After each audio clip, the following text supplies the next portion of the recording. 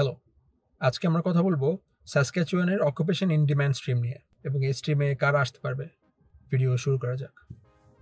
প্রত্যেকটা প্রভিন্সেরই কিছু না কিছু প্রভিন্সিয়াল নমিনি প্রোগ্রাম থাকে এবং সেই নমিনি প্রোগ্রামের মাধ্যমে তারা ইন্টারন্যাশনাল স্কিল্ড ওয়ার্কারদের তাদের প্রভিন্সে আনে এবং সেসব জব করার জন্য আনে যেসব জবের জন্য তাদের লোক প্রয়োজন।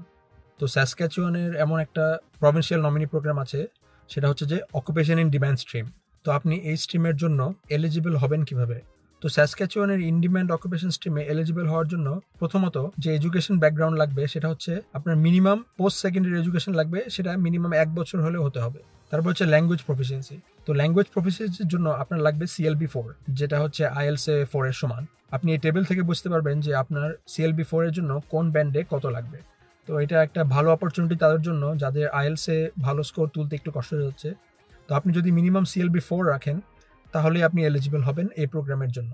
এখন দেখা যাক আপনার কাজের কত অভিজ্ঞতা লাগবে। আপনার মিনিমাম 12 মাসের স্কিল্ড ওয়ার্ক এক্সপিরিয়েন্স থাকতে হবে এবং সেই skilled work knock A, B অথবা 0-র মধ্যে থেকে হতে হবে। এবং আরেকটা জিনিস খেয়াল রাখতে হবে যে সাসক্যাচুয়ানের ইমিগ্রেন্ট নমিনি প্রোগ্রামের একটা এক্সক্লুডেড অকুপেশন লিস্ট আছে। আপনি যে জব করেছেন সেই জব যেন ওই এক্সক্লুডেড অকুপেশন লিস্টের মধ্যে না থাকে, কারণ যদি আপনার জব ওই এক্সক্লুডেড অকুপেশন লিস্টে থাকে তাহলে আপনি এই প্রোগ্রামের জন্য এলিজিবল হবেন না। আমি নিচে লিঙ্ক দিয়ে দেবো, সেই লিঙ্ক থেকে আপনি বুঝতে পারবেন বা আপনি দেখতে পারবেন যে কোন অকুপেশনগুলো এক্সক্লুডেড এবং সেগুলো এলিজিবল না।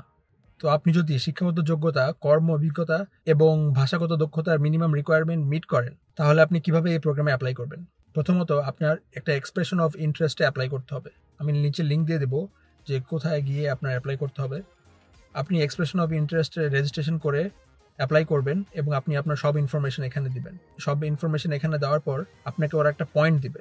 তো সেখানে আপনার 100-র মধ্যে মিনিমাম 60 পেতে হবে।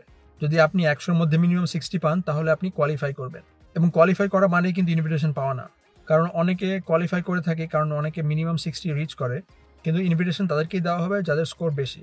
ধরুন একজনের স্কোর 60 এবং আপনার স্কোর 70, তাহলে আপনাকে ইনভিটেশন দেওয়া হবে কারণ আপনার স্কোর তার থেকে বেশি।